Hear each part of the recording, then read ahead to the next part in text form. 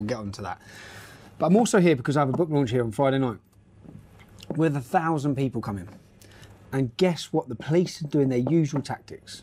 They visited 2 venues yesterday, the one in Manchester and the one in Newcastle. Now, they've managed to get the one in Newcastle to pull the plug on my book launch on Saturday. They're trying to get the one in Manchester to pull the plug on my book launch. If they were successful, this is what I'm going to have the meeting today with the police to explain this. If they were successful, there's 1,000 people coming to Manchester this Friday night. I'm still going to meet all of them.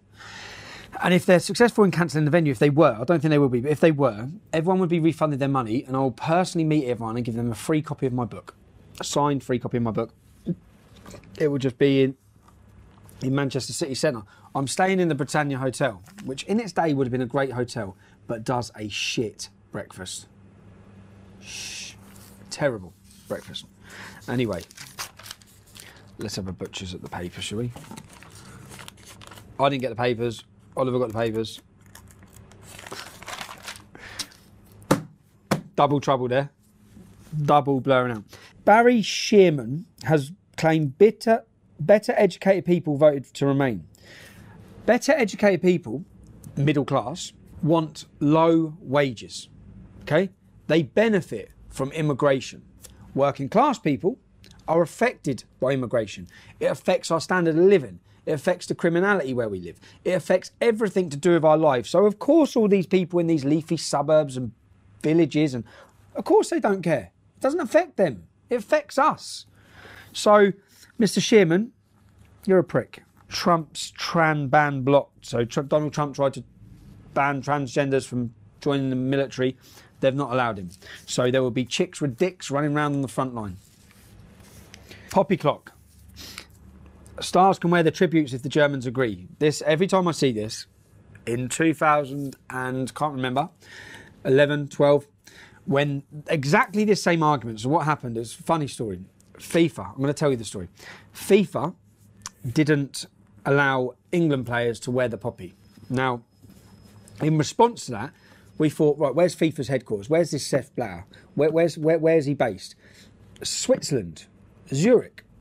So we then made this great idea of let's go to Switzerland and let's protest at FIFA. So I've gone with Kev and we've gone with 2 other friends and I've gone out the night before. This is what's happened. I've gone out the night before. I'm out drinking the night before. I've turned straight up at the airport and Kev's like, "Are you a nightmare?" And I said, "Oh no, no." We get on the plane and then I sit there and go, "Oh no." And he's like, "What?" "I forgot the banners, Kev. I forgot the banners." Yeah? Kev's like, "What's the point in us coming here then? There's no protest without a banner, without people to see visually what we're about. What's the point in coming here?" So I said, "We'll worry about it when we got there." So we got to Switzerland, we stayed in this lovely hotel. And when you go buy a drink, they give you a little white room card, like the one I've got here. But when you go buy a drink in the hotel, you hand the card in.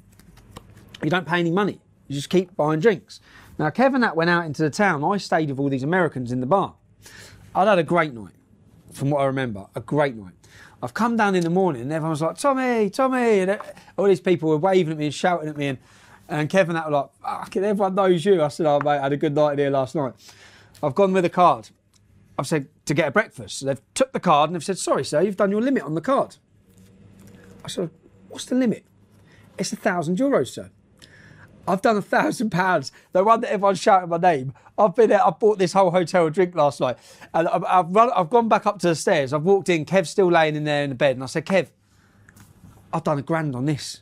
Yeah, and Kev's laying there laughing his head off, absolutely laughing his head off. I said, "Kev, this hotel is booked on your bank card. Yeah, I haven't got £1,000 on me. This is everything's on your card." So I'm then laughing my head off and crying my eyes out. I said, "We need to get the hell out of here, mate. We need to get out of here." And I've gone downstairs and spoke to the concierge. This is Tell Us a Story, Jack and Oi. I've gone downstairs and I spoke to the concierge and said to the concierge, "Can you do me a favour?" And I explained, we need these banners. We need banners made. Yeah. They've spent an hour on the phone ringing around getting all these banners. We've then ordered us a taxi. So then Kev's gone. Kev's left by this time. He's legged it from the hotel. I've then left and I've gone out and found him. And when I found him, we've got a taxi, and the taxi's £250. The taxi was, yeah? £250. We're driving. We end up in Germany. The company that they'd sent us to get these banners is in Germany. So we get these banners made in Germany. We come back over the border. We've got this little Pakistani taxi driver. Really nice fella. He's driving us. And I say, FIFA headquarters, take us to FIFA. We've just gone to Germany. So now he's taking us to FIFA. We pull up outside FIFA's headquarters, £280 million, state-of-the-art, big, massive building. So Kev, the taxi driver presses the security buzzer. And he says, who are you? I said, we're from the British FA. So when security say, who is it? He goes, I have British FA. This is a taxi driver. So the gate's open. I'm like, we're in, yeah. So we get in, and then I sit there and I say to the taxi driver, I said, all right, mate. I said, do you see that roof there? He said, yeah. I said, I'll be on that in a minute. And I start laughing and I get out of the car. And I get out of the car, and me and Kev get out of the car. My other two friends stay in the car. They stay sitting in a taxi watching. We then get in. We'll include this video in this for you. We then get in. We wait by the back doors of the building for someone to open the door with a card again like this. They've opened the door. We scurry in. We go up the stairs. We get to the top floor of FIFA's headquarters, and we walk in the offices. And all the people are just sitting there. And walk in the office, and I'm looking for windows. And I find this window, and I open this window in front of everyone. I open this window, I just step out of the window onto this little barrier thing. And there's a ladder. So climb up the ladder. Boom. We're on the top of FIFA's roof. And we unveil this big banner saying, how dare you disrespect our war dead. But when this is going on, when we're on the roof, my mate Davey Coolin, who's sitting down at the bottom, he's in the taxi. Now the taxi driver's heard all this banging. He's looked up and seen us on the roof of the FIFA cars, and his little Pakistani accent, he said, oh my God. he's shot out of there with my mates in the car. We've stayed up there. We've been arrested, spent 3 days in a Swiss prison, but hilarious. Absolutely hilarious. When we were nicked, after 3 days, they separated us both when we got into the jail. So they separated us both. And from my point of view, I don't care about going to jail for that. You were disrespecting our war dead. You weren't allowing us to wear the poppy, saying it's a political symbol. No, it's not. So I wasn't bothered. I was happy to do that, happy for what I'd done, proud of what I'd done. After 3 days, I haven't seen Kev the whole time I'm in there. I'm in with someone from Libya. Do you know what? Not one Swiss person, not one person from Switzerland in the jail. That's their prisons. No Swiss people. All foreigners. All foreigners. And then on the third day of getting out, walk out and I say, all right, I get reunited with Kev. We go to court, but I get reunited with Kev. And I'm laughing my head off. I said, oh, that was brilliant, wasn't it, Kev? Absolutely brilliant. And he was like, brilliant? Are you fucking mad? He said, I haven't slept in 3 days. I've been sharing a room with an Eritrean and a Somalian. I've been laying there with one eye open the whole night, waiting for him to do something. And I was like, I've had a great time, mate. I was with some Libyan geezer. He spoke broken English. He was sound. And just our total experiences were so different. But it was a great trip. We got a €1,400 fine and went home. But this time, since then, and do you know when we was up on the roof, Seth Blatter's come out. They're all out looking up at us.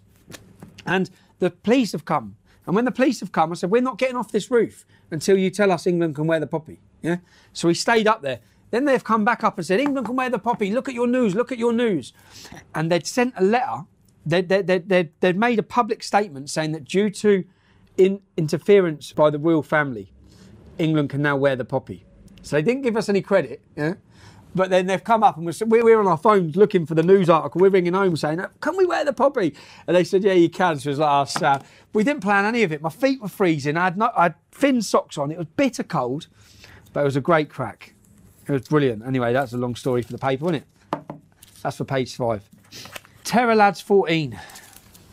School children. Now, police are quizzing 2 14-year-old boys suspected of plotting a terror attack on a school. Yep.